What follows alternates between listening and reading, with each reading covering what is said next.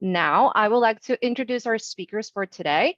We have Jeremy Hammett, Senior Vice President and Chief Accounting Officer at SRS Distribution, the fastest growing distributor of roofing materials and building products in the United States. Welcome, Jeremy. Could you please tell us a little bit more about SRS? Sure, yeah, thank you for the introduction. So as you noted, we are a distributor company. So we were focused in roofing and building products for the first 10 years of our existence since 2008. But in 2018, actually right around when we started working with Modus, we entered into the outdoor living space. So we have another brand, the Heritage family of companies, which focuses on distribution of landscape and pool products, hardscapes, other things you would find in your backyard. Obviously very conveniently timed with the COVID bump that we got in 2020 and beyond when people were focusing on their backyards. But that's what we're focused on. We like to think from the front curb to the back fence line is what we try to focus on and distribute. So we don't make anything, we just buy it and distribute it to the home sites with about 700 locations throughout the country. Awesome. Thank you so much for that overview. We also have Nick Bash, President at Peel Marketing. For over 30 years, Peel Marketing has assisted the sales and merchandising of corporate brand consumer products for the Kroger Company, the nation's largest supermarket retailer. Welcome, Nick. Could you share more about Peel Marketing's work with us, please? Thanks, Sarah. Yeah, no problem. Like Sarah said, we've been dedicated to supporting Kroger for a little over 34 years now. And so we provide a number of services supporting their corporate office here in Cincinnati, where I am, or throughout about a dozen or so of their divisions, mostly in the Midwest and Southeast, which comes into play with this program. We've got a number of employees that do travel from store to store, providing specific retail merchandising services on behalf of Kroger. So thanks for having me. Thank you. And last but not least, our very own Jake Ernest, Director of Senior Enterprise Sales. Thank you for being with us today, Jake. Thanks, Fair, and appreciate everybody joining. I've been with Modus for about 10 years. Previously, always worked with mobile employees, driving around to do their job. Mobility's been a passion of mine, working with all sorts of industries, and I appreciate everybody joining today. I know we have leaders from finance and sales, operations, from all sorts of different industries, manufacturing, construction, life sciences, a bunch of others, really focused around the same thing. So we appreciate your time today, and hopefully, if it's time, I know it's about 1 o'clock here in California, but that you are enjoying yourself. We appreciate you joining today. Well, so, go ahead, Jake. The floor is yours. Kick it off without further. So I wanted to start this with a little fun, see if people are want to get to know the personalities a little. So I'm going to start it with impromptu question for Jeremy and Nick, and I appreciate you being a part of this and being partners with our company. So 2 options. We'll see what kind of people we're working with today. Option 1, since it's a cocktail hour, do you prefer just a date night home with maybe a glass of wine or a craft brew? Or option 2, a night out clubbing on the strip? Jeremy, option 1, option 2. I mean, I think everybody saw my title in accounting, so I think you probably could guess what the answer is there. A nice calm home. I'm not sure with a drink with 4 little kids running around. I'm probably just trying to survive. So maybe a drink after they're in bed, or a few drinks. So right. that would be my vote. Nick, option 1 or option 2? I'll say 15 years ago, option. I'd be out on the club on the strip if that was the specifics. But now I got 6-year-old twins at home, and we're usually pretty low key these days. That's awesome. Well, I appreciate it, and hopefully, we'll get to some questions today. What everybody came for, talking about, why our field employees, what type of programs we see out there, why SRS and PL Marketing partnered with Modus. So just starting, we'll kick it off. Jeremy, over to you. I had the pleasure of working with you, gosh, probably 5+ years ago, and your team. Give us a little lay of the land of what SRS was doing for your territory sales reps and your field employees, how you were reimbursing them for driving for work. Sure, yeah. So the program before Modus was pretty straightforward. We were basically giving our certain level employees, mainly this program was the transition was focused on our territory managers, which is our sales force. At the time, we probably had about 400 salespeople, and they basically got an auto allowance, a flat dollar amount, in their third paycheck of the month. They got that allowance, and then they had a fuel card they could swipe anytime they filled their main car, their primary vehicle up at the pump. They were able to swipe that card and charge it, and the company paid for it on that fuel card. And as part of that program, both of those were fully 100% taxed. The fuel card was accumulated, used throughout the month, and put on the next month's paycheck, and taxes were withheld, employer taxes were paid, and there was no tracking, no requirement for any employee to have to keep track of their business miles and where they went, when they went there. So that was obviously a pro for the employees. They didn't have to really do anything. They just swiped their card and took their money. Yeah, so that was the main previous program, was just a fuel card and auto allowance. Awesome. I appreciate the lay of the land. And Nick, kicking over to you, same question. For your folks in the field, what were you doing previously a few years back for the team? Yeah, Jake, no problem.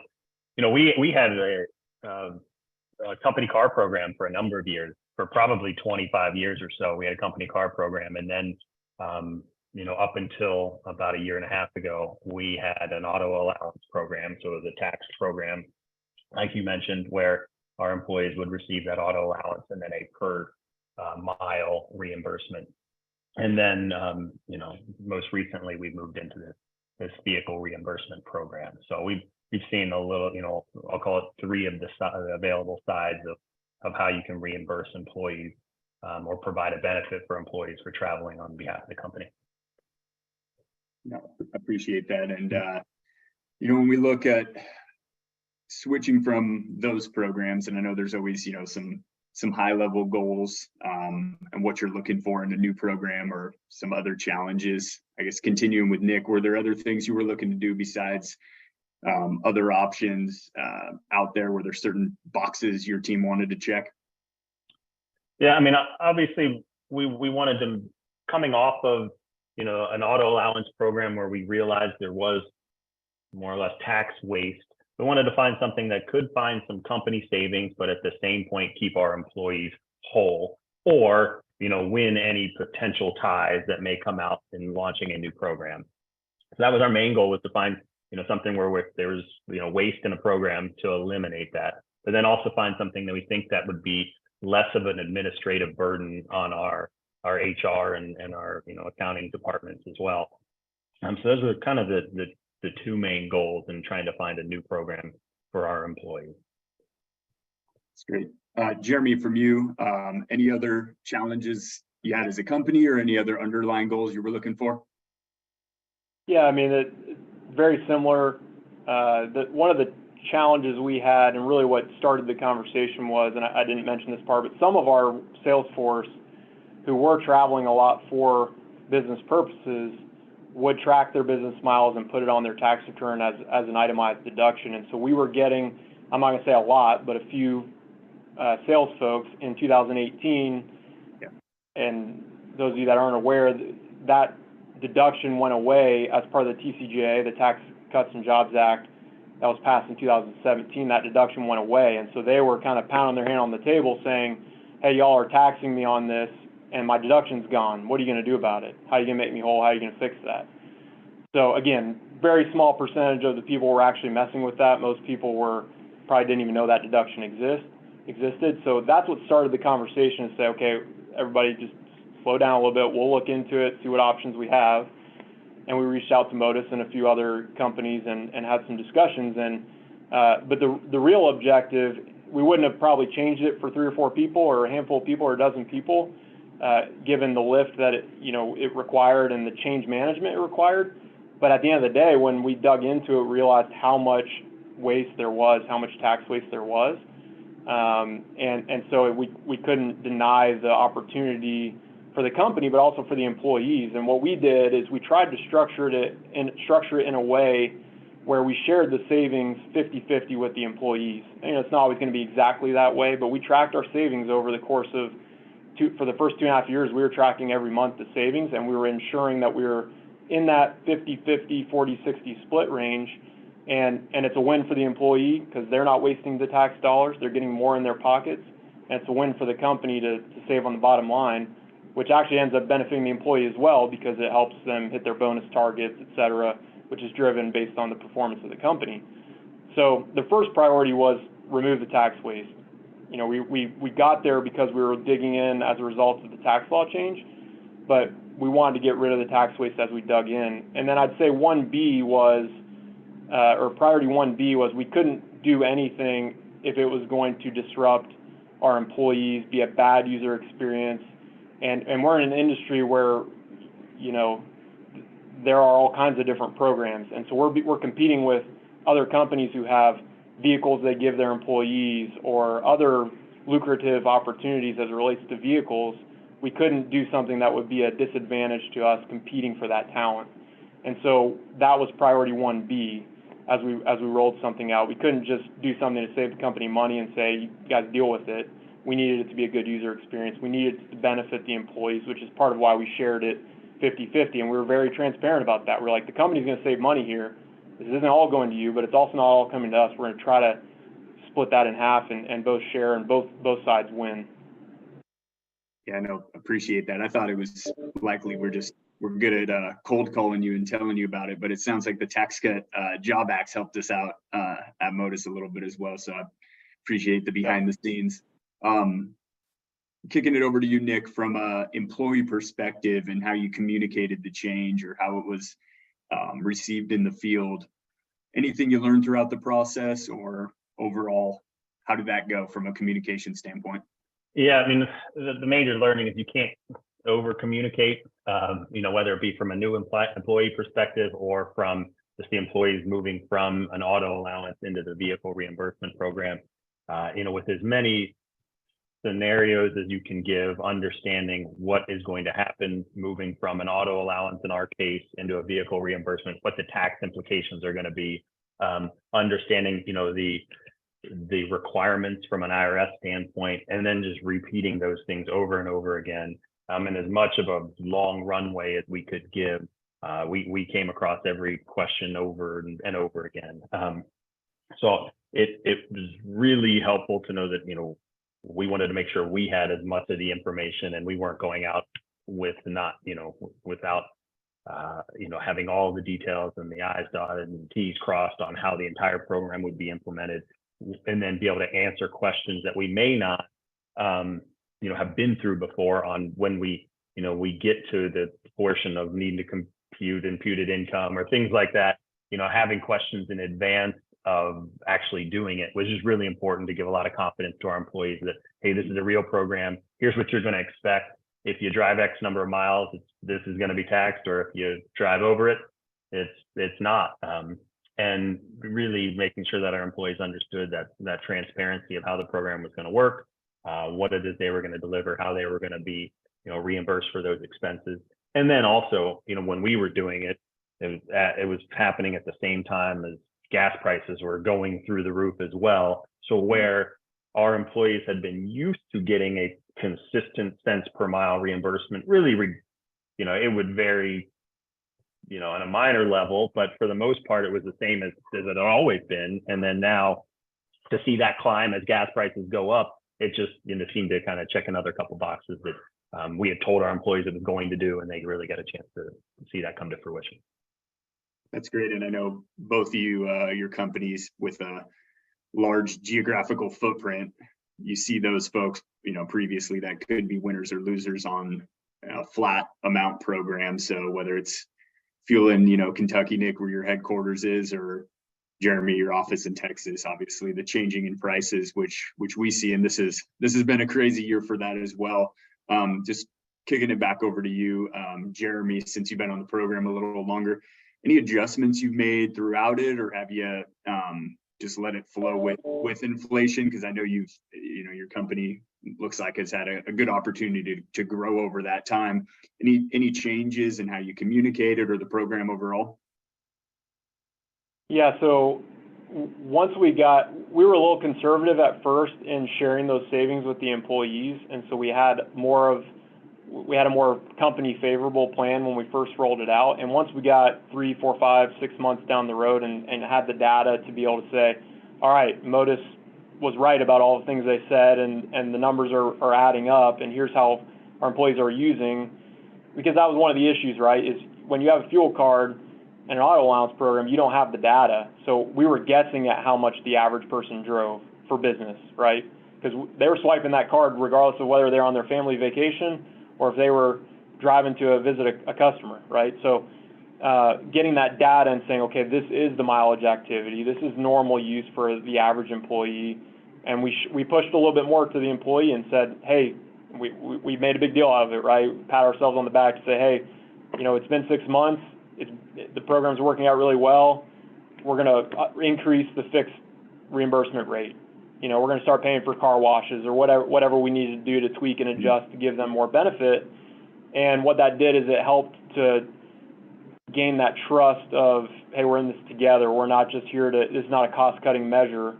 We're trying to save the company money, give you more money in your pocket too. And if it ends up being more lucrative than we thought, we're gonna share that with you. And I think you're gonna have people, no matter what, when you're changing anything, even if it's doubling the amount of money they have in their pocket, they're gonna be upset about it, right? So we had probably, call it 5%, 10% people blasting our emails, calling our phone, saying, talking to their boss that they're about to quit because this is just, couldn't believe we would make this kind of change. Wait, salespeople are doing that? Salespeople, yeah, shocking, isn't it, right? But not one person did, right? It was a threat, and we just said, just trust us, give it a few months. If it turns out you're not putting as much net pay in your pocket at the end, we'll make it right, and we assure you that will be the case. And honestly, the people that drive the most, those are the people that were complaining, hey, I'm driving 40,000 miles a year or 80,000 miles a year. They were making so much more money by doing this program. So at the end of the day, they became advocates for the program. In the long run, those people that were the loudest were, we were able to change their opinion. It took a while, right? Seeing is believing, yep. But it got us there. So it's cool. We had, I guess, dating myself a little bit for doing this for a while now. I had a person that was a sales rep and then moved to a company, implement our program as a VP of sales now. And I think the coolest thing is building a good program, to your point, earning their trust, but then having them be an end user, having a great program, and then being able to launch it. So it's kind of seeing the full cycle. Not that I can retire now, but it's very cool to see them come up through and appreciate that. From end user perspective, Nick, anything that you saw from the field, feedback, good, bad, and different that stood out to you? No, I mean, the biggest change we needed to implement was, our payroll was, we have a biweekly payroll program. So moving that vehicle reimbursement, which we had as an auto allowance, that was done biweekly as well.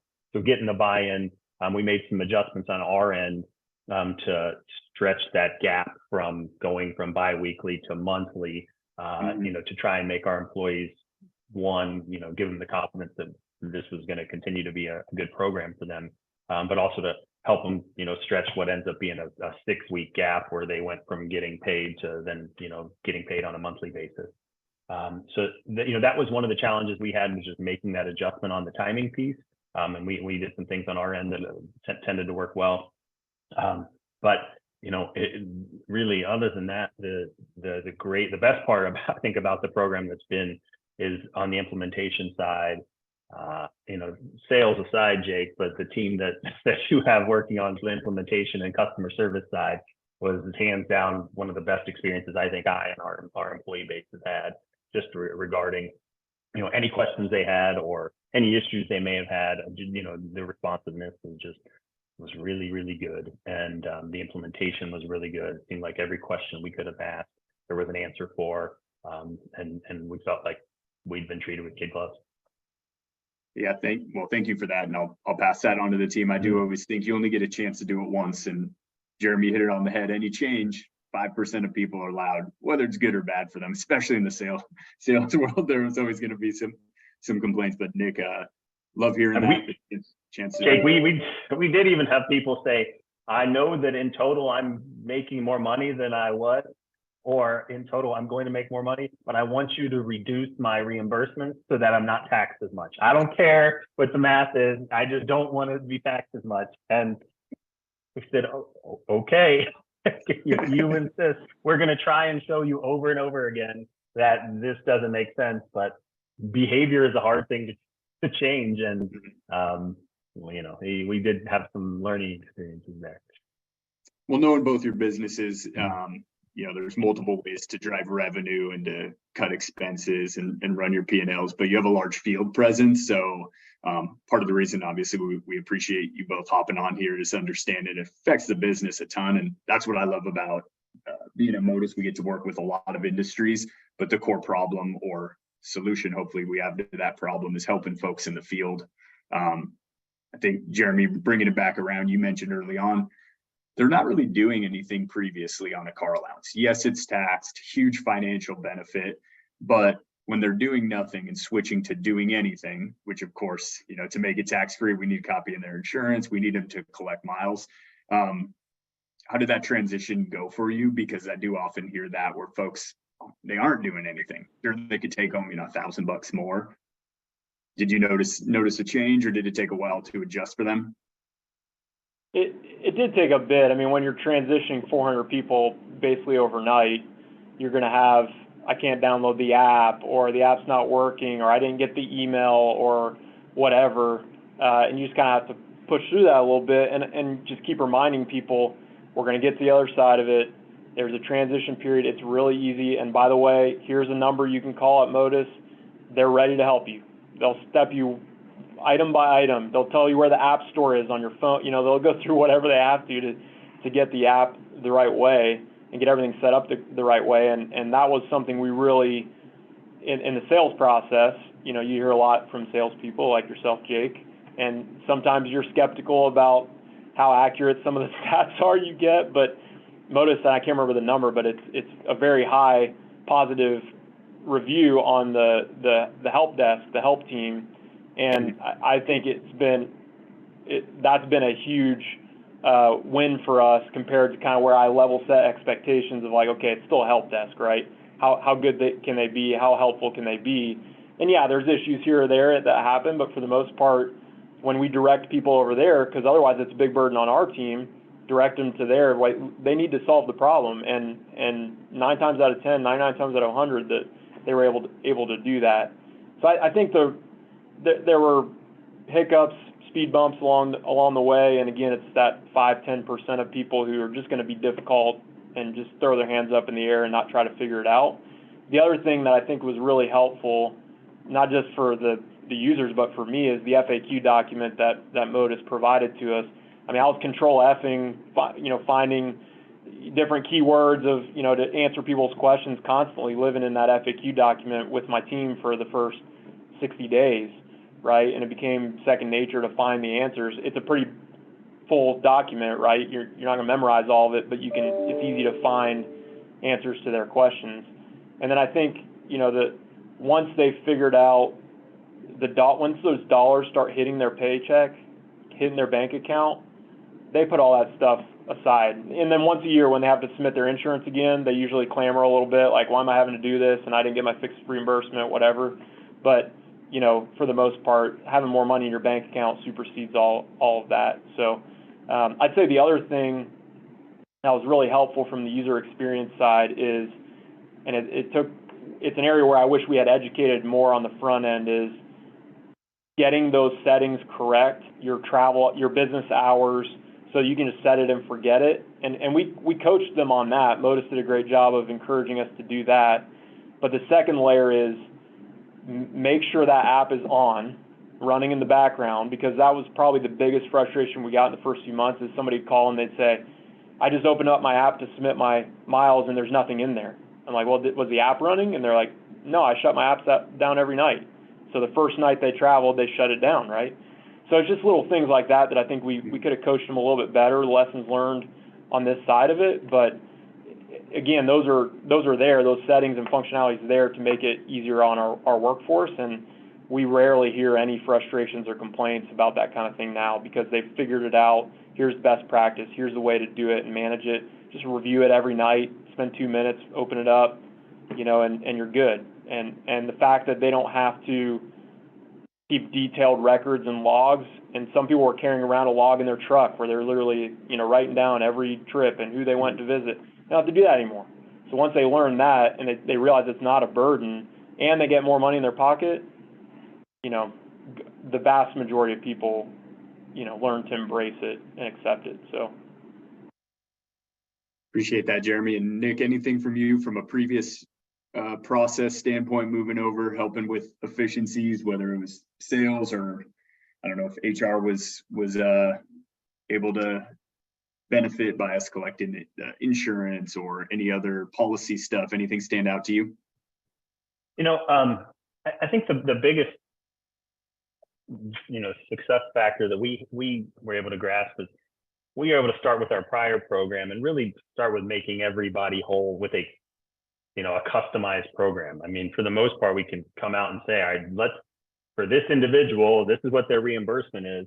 Let's make this person, as we move to this new program, be that exact same amount, at least at the onset of the program. And really, you know, we put our employees, I think, into like 20 different buckets, you know, based on where they lived and where their reimbursement rates were in the prior program. And it was just a really good experience to be able to turn around and say, here's what we're doing to our employees. And then, you know, when you say it in general, obviously the assumption is there's, you know, something is not going to, you know, there's going to be some skepticism involved in the rollout of the program. But then when we could come out and specifically say, here's what your reimbursement was before, it was taxed. Now this is what your new reimbursement is, that, you know, assuming you meet these IRS guidelines, is going to be untaxed. And, you know, to a person, be able to make that person whole, or, you know, depending in some cases, you know, significantly increase their reimbursement. It was just a really good experience. And it gave credibility to what our intentions were when we actually delivered the program. yeah, if I could just add to that, because it reminded me, one of the things we did to help get folks to be excited about it was we did create just a really quick template where they could plug in their assumptions on how many miles they drive, what their, you know, all the different variables, and it would pop out their savings number. And we did it very conservatively too, because the last thing you want to do is build a model that they run the numbers and then it ends up way wrong. But, you know, I think we estimated the average person would, you know, get called $1,000 a year or more. When you see those numbers, it makes you think twice about being a little frustrated about X, Y, or Z, or having to change something. I mean, everybody likes more money, I think. Most people do, especially our salespeople, right? So, you know, I think that was a big, I don't remember if that was a Modus idea or something we came up with, but just to say, here's a template. Obviously, there's caveats here. We've made assumptions, but drop your numbers in and see what it looks like. And to a person, nobody came back and said, well, this is going to be a worse answer for me, because it just wasn't. It wasn't going to be a worse answer. So you came up with that. We use it now, so thank you for doing that. Oh, there you go. Yeah, I'm still waiting for my commission checks, but yeah. I love when people do calculated though, and I've seen those in our you know, customer care call log, and it says person asking to compare it, and they are a salesperson. They put themselves at 20%, and then you have to tell them, hey, yeah, you've done good. You get taxed a lot more than that. So then they're actually mad at all taxes. So yeah, exactly. The bearer of bad news there, for sure.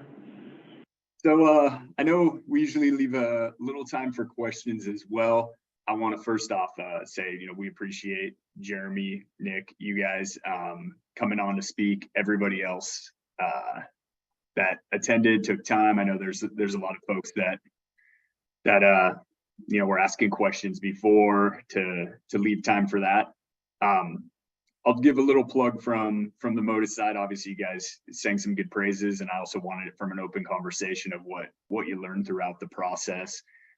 Working in every industry, I think there are some very similar things, right? We're talking today, and we've done ones from a fleet overview. Nick, you even touched on it, but we've talked about what does it sound like to transition from company vehicles. Today, I know you guys both came at least at the last step from a a car allowance. So we wanted to understand what that transition looked like, focused on the end user and obviously still achieving those goals.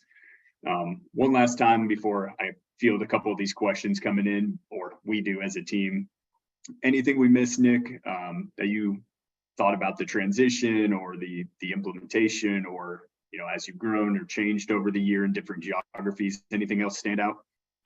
The only thing that I don't think I hit too much on was just the fairness aspect of the regionality on or localized costs that our employees are impacted by. And then our prior program was a one size fits all type of program. So I think we touched on it a little bit, but in high cost high cost states, our employees were maybe not getting the most fair and equitable plan before. And then those who were in lower cost states were getting a more lucrative plan.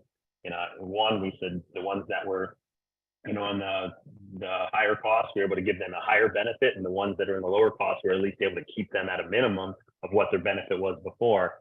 So having that flexibility, but then also being able to customize and say, clearly we're looking at the costs that you are incurring specifically where you live and work, and then that specific localized aspect. And then we also then apply that at the same time for new hires. And I think that's another important thing too, is building in some benchmarks to say, all right, for you coming into this new job, here's what we're expecting you to be able to do, and then here's what that reimbursement looks like, just based on the cost where you are.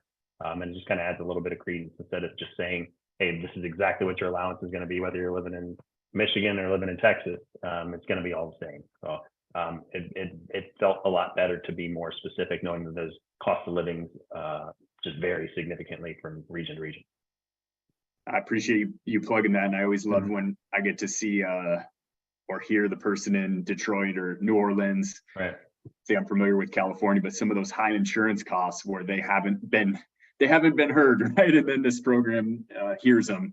Of course, it's an average when we look at it from a company budget. Those folks definitely appreciate the fair amount based on the insurance costs they've been paying over year. Jeremy, anything stand out from you, from the team or the field since you've been on the program? Yeah, I think along those lines, it's the transparency too. And one of the frustrations we were getting a lot right at the beginning was, hey, I just passed the gas station and it's $4.80 in LA, and rates or prices are up 80 cents, and you guys aren't paying me the same. And what's great is they can literally go in the app and pull up what rate they're being reimbursed off of. And if they want to take it a step further, because we would always say, hey, if you don't think those rates are right, call Modus, talk through it with them. They've got people who will listen to that, and they'll run the data, and who knows, maybe you're right. Most of the time they're not, because Modus has such good data from all those gas stations, local gas stations, and I've seen it where they provided, yeah, here's the data. Here's the 20 gas stations within a certain radius of your house. And they're like, oh, okay, yeah, that was just one random gas station that was 20 cents higher than everywhere else, and it normalizes. So I think that transparency, we're a very transparent company. We try to be extremely transparent with our employees, and so being able to point them to, here's exactly all the components, and if you disagree, raise your hand. Let's talk about it. Let's figure out if something is unfair, back to what Nick was saying about the fairness aspect. And then the second thing is that I don't think we touched on is just the agility that Modus provides too. When COVID hit, we were on the program. We'd been on there for 2 years, year and a half, 2 years. And under our old program, we would have been hitting people's paychecks. What we did instead, and we reached out to Modus and said, all right, we're hitting this uncertain time. We don't know what's going to happen to our business. There were states like California that were shutting us down and telling us we weren't a necessary business. And so panic is hitting, right? Everybody's been through that and has their own stories. But we called Modus and said, what are some options we have? And so what we did is we switched to a cents per mile program overnight. Boom. Announced it to the group. We said, look, you shouldn't be traveling for work right now. Your car's parked in your driveway and you're working from home. And you shouldn't need to be reimbursed for your mileage and cost of your vehicle maintenance, because you shouldn't be incurring much. But if you do, we're going to reimburse you at the IRS rate. And we were able to make that happen really quickly. And so for the months, I think it was April, May, June, we were on a cents per mile program. And then we called Modus up and said, July 1st, flip it back and let's go back to the normal program. We're wide open, we're doing business again, let's do it. And they were able to make that happen really quickly. And so I think the agility of Modus to be able to help you in your business situation was something we didn't expect to ever have to encounter, but we were able to benefit from when something like COVID hits, which hopefully that never happens again. But you know, the point there is if you want to switch, you can do it quickly, and Modus is there to help advise you on what options you have. Maybe it's making it more beneficial, maybe it's dialing it back a little bit, maybe it's changing the vehicle type. For ours, it's a full-size SUV, but maybe for someone else, it's a Prius or it's a smaller car. You don't need something as big, right? And so, you know, just navigating that with Modus as a partner was extremely helpful, and to have the data and benchmarking from Modus, because it's what they do, right? It's where their expertise is. So yeah, we hope those are just a couple things. Yeah. Thank you. We definitely hope those times when no one was driving was definitely uncertain for us as a business that just focuses on mobile employees. But you know, being agile. But despite that, right, you were there to support, despite the fact that you guys were scrambling too, right? Because it's impacting your business immensely, given the mobility being what you all do. You were there to answer the phone.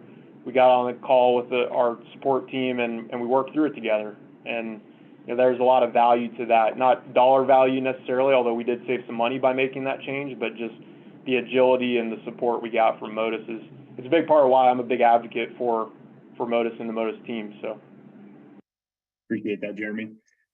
I know we had a couple questions come in as well. Let me rip through these. We'll see who can best address them. So first anonymous attendee, interested in any thoughts on how both companies manage the cost implications of moving from their prior fixed allowance to a model with variable cents per mile component?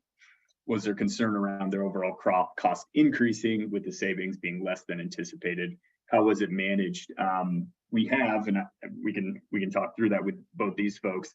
They did have a slight variable component using a fuel reimbursement, and some companies just today give that flat stipend with no mileage backing. So that might be geared a little more towards that. I don't know, Jeremy and Nick, if you have any insight into just the overall budget comparison. I think, Jeremy, I know you touched on it, saying the first few months you were watching it closely. Any add-on to that question, even though your program was slightly different? Yeah, I think I mentioned it a little bit earlier of just, I'm an accountant, conservative accountant that tries to, you know, err on the side of conservatism and saving the company money. So when we rolled it out, trying to level set expectations, first of all, for the employees, but also ensuring that we weren't going to get into a situation where, you know, let's assume what we did is we assumed all of the gas that was being paid for. We backed into a mileage number per employee, assuming all of it was business miles.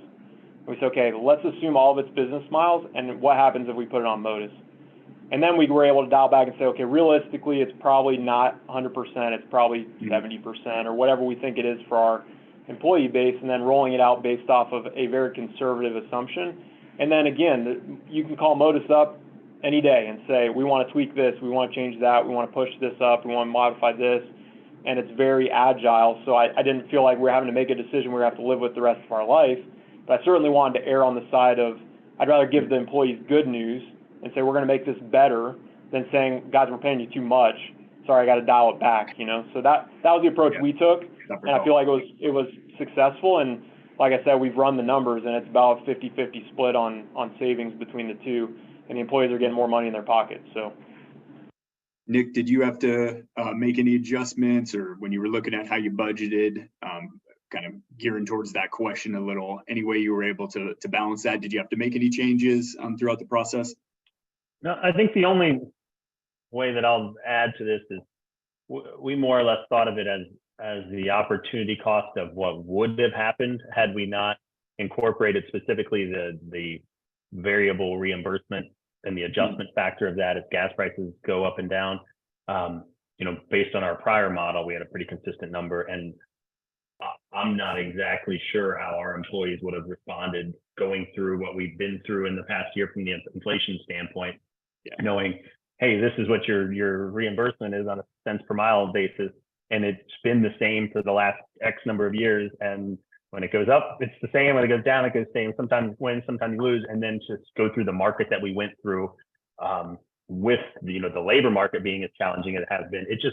It ended up being a byproduct of the program that we weren't expecting. Is it just the fairness aspect of it was, as we saw gas prices go through the roof, they were getting more of a reimbursement, and we think that we have able to retain more employees than maybe we would have from a prior program model.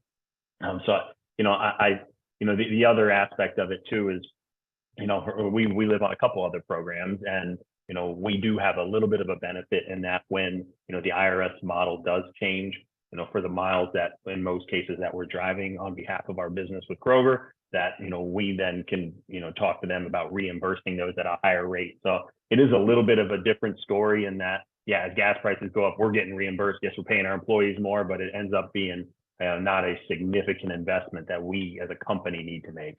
But the bigger change was more like what I led with, was if we were just going out at the flat cents per mile that we did before and not adjusting it based on based on location or based on gas prices on a monthly basis, we would have been hurting pretty bad over the past year. Yeah, and it's a great question that came in. And if you're coming from that flat amount, the only other thing, and we didn't do it with these new company programs, but sometimes looking at the true mileage that they do first.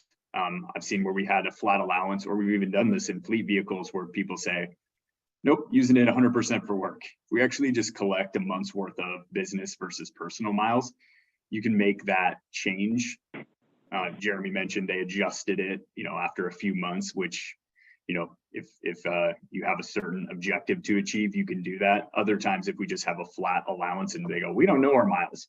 Hopefully we have an industry leader that we can aggregate our benchmark data to understand, well, you're in, 100 sales folks or service folks across, 70 major markets, their driving patterns are X. So if we look at that or ease on into it or make any adjustments should you not achieve, but I love the advice. It's always easier to beef it up than it is to take money out of people's pockets. That's usually a little tougher.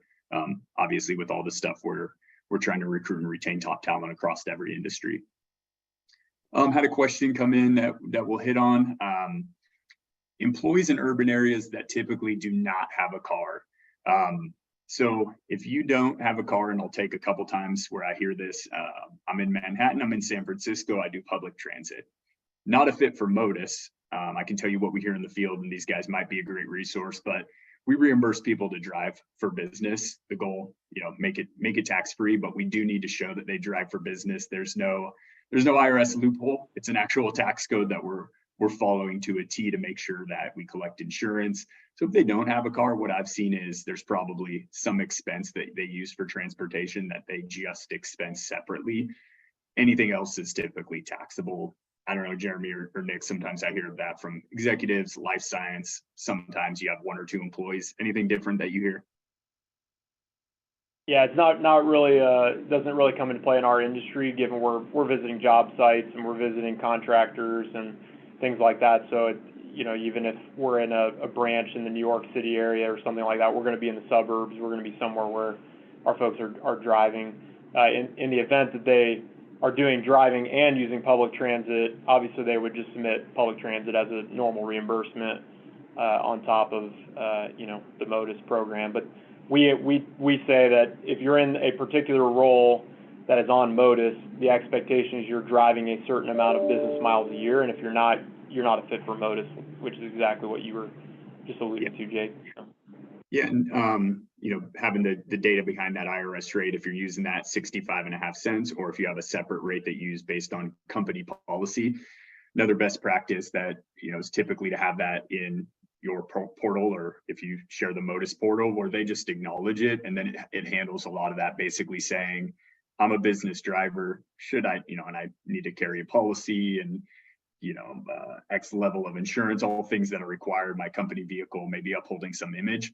But if not, you can mirror your other policy, which is, hey, if I'm an occasional driver, I do still hold some risk. I know this isn't strictly an HR conversation, but as leaders of the company as well, we want to make sure we protect. Even if I drive 1,000 miles a year and I submit miles through the app, through a portal, through my expense system, I should still acknowledge my policy that to be a safe driver. I'm going to submit my insurance. So if they drive at all, just whether you work with Modus or not, some good advice to make sure they still sign a policy, because the more folks you have out there, the higher your liability footprint is. And I think looking at everybody that usually attends these, it's folks that have a lot of people in the field, and you want to keep them safe so they can, I always think it's important, of course, protect the business, but go home to, we're talking about kids before and families. You want them to go home safely and protect themselves as well as other people. Can kick it over to you, Nick, if you want to help field this, or I'll see if I know anything about the recruiters, or how did this impact recruitment? What do your recruiters think? I don't know if you do it internally or externally, if you want to take a stab at that. Yeah, no, we certainly do in most cases internally. And, it's a little bit more of a challenging explanation, just because when you're trying to get to a point where you're offering somebody a job, and you may not know exactly how many miles that they're going to drive. So that's where we were, the partnership was really great to build kind of a customized tool that said, hey, if we plug in the address for the applicant, and if we know what their job is, and in our case, what division they're in, we've got some specific numbers that we can then use as variables to plug in. Then when we're making a job offer, we can say, this is what we expect, within a certain percentage, your fixed reimbursement to be, your variable reimbursement to be, and that's something that we just, one, in our prior world, it was easy to do, but it wasn't accurate. And then, we've had some other experiences where we were just kind of guessing, and then by the time you get into the actuality, it's not factual. So by able to build some of that thing, it ended up making and do it in a timely fashion, because I think we're probably all in a world where we need to be able to recruit people and make offers as quickly as possible, because somebody out here is probably trying to hire the same people that we are.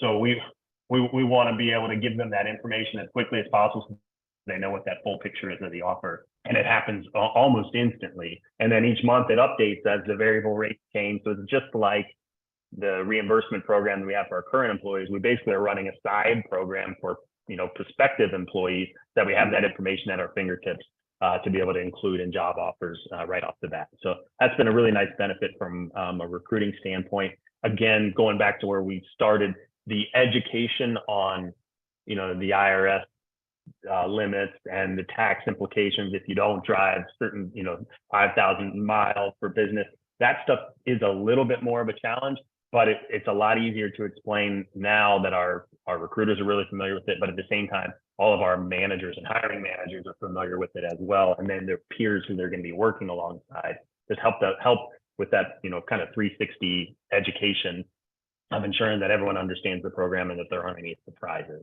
Because certainly it was easier to say this is your reimbursement is 1 or 2, but now it's more customized, more localized, and it ends up being a win for basically everybody. We don't have to deal with giving them that comparison that I think Jeremy was talking about. This is what you were before, here's what you'll be after. It's nice from the recruiting standpoint to not have to share those worksheets. Yeah, I always say there's what does the transition look like, and how do you explain whatever program, people have. Yours aren't too crazy, but I've seen some programs that are all over the place. You get this amount, but if that transition template, and then for new hires, once everybody, we live in a world where they all use fixed and variable rate, it'll be very easy. Today we have that kind of transition of what did the previous person get based on their driving, and hopefully quickly over, because you're right, in today's world there's always turnover in every world, but making offers quickly in a competitive job market is huge. I know we're running out. We got we'll hit this question, and I want to leave a minute at the end, but big brother aspect. So I think Jeremy, maybe using you, and we can talk a little bit about maybe just not your exact setup, because there's a few different ways to use the application, but I think you said somebody had closed it. I don't use my apps. The big brother aspect obviously comes up less than 10 years ago when no one wanted to use an application to track them. But can you talk a little bit about maybe how you communicated the use of the application in the field when you rolled it out? Yeah, so I would say that was probably the biggest concern when we announced to the leadership team. I'm talking our SVPs out in the field. that we were doing this is some of them raised their hand like, my team's not gonna like this. They don't want Big Brother, especially in an industry like ours. You know, just they weren't comfortable with that. But once we were able to share with them how they could use the data, not as a, hey, why'd you leave your house at 8:30 this morning, but as a, here's best practices for a territory manager, you know, and correlate that with their sales in their region and say, my best salesperson is working 12 hours a day and driving 50,000 miles a year, and correlate that with sales. The leadership team jumped on board very, very quickly. And so got past the Big Brother aspect and said, look, we're not misusing this data. And I know everybody's concerned about Big Brother, but we are going to use the data, and being very transparent about that to say there is information we're getting that we're going to use, but it's not in a way of a gotcha. It's more of a, how can we help you be successful by telling you, hey, you're getting up at you're getting out of your house at 9 a.m. Best practices, get out there at 7, because people are working at 7 in our industry, you know, and sharing that type of information. It could certainly be abused, but I think you got to gain that trust and show them you're not using that data. But there's going to be the skepticism when you roll it out. I don't know how to avoid that. We just tried to be very clear with them. Look, we're not misusing this data. We are going to use it for information and reporting, and we're going to share it with you, and you have access to all of it as well. And then you have to earn their trust by showing them you're not misusing the data. But there's no perfect way to deal with that. If you want something that's going to be tracked automatically, which we wanted for the employee's sake to not have to keep a log, the downside is I've got an app on my phone now that everybody thinks is, you know, tracking their every movement, because it is, but it's a company-owned phone anyway, and you know there's aspects unrelated to Modus, you know, that they should all be aware of and you know, focused on as well. So Yeah, it was definitely a hurdle we had to jump over. I'm not gonna, you know, just to be honest about that for sure. But I think if you communicate it well, again, it's that 5 to 10% of people who are going to be upset no matter what. Just be transparent about it, explain how you plan to use the data and information, and then follow through with it and live up to your commitments. And I think, you know, we're past that stuff now. And again, it's the transition. You're transitioning 400 people. Once the new people come on, they know when they sign on the dotted line that it's in their offer letter that they'll be on the Modus program. And, you know, there's no surprises at that point. So. Yeah, it's great when you hear if a company has to do it, right? You should be keeping mileage logs anyway. If you have a company phone, you could be getting tracked on your laptop. But 10 years ago, talking about the app, our adoption rate was so low. We always said, submit your miles however you want. Shoot, when I started, you could call it in. I drove 1,000 miles because it was so much different in the industry to put an app on a phone and use it. It's very interesting to see nowadays when you even say you can do either. And you're right, it's so much easier to do 7 to 7, collect them all, delete the trip where you take your daughter to, you know, soccer practice and move on with it. To today when, you know, we have companies that implement optional and they're in the 90% range of, why wouldn't I use it during my business hours? If you don't, that's probably the person you have a little concern on. So I know everybody has busy schedules. Jeremy, to you and Nick especially, one, appreciate the partnership and you coming on to talk, you know, specifically to some of our clients, some of our folks on the phone that potentially are meeting with Modus or just interested in getting a cocktail or donating to charity or doing anything. I do want, if you got a cocktail, salud, cheers. We have marketing. If you have questions, if I didn't get to them, I know there was a couple written in, sounded kind of to mirror the ones folks typed in from Anonymous. So thank you for your questions. You're more than welcome to ask questions to the marketing team, to myself, Nick, Jeremy. Thank you. Appreciate being a part of the day. Hope you have a great finish to the week. This is the end, but thank you everybody also for joining, and hopefully you all be well. Have a great rest of the day. Thank you. Appreciate it. Cheers. Thanks, Jake. Thanks, Nick. Thanks, Jeremy.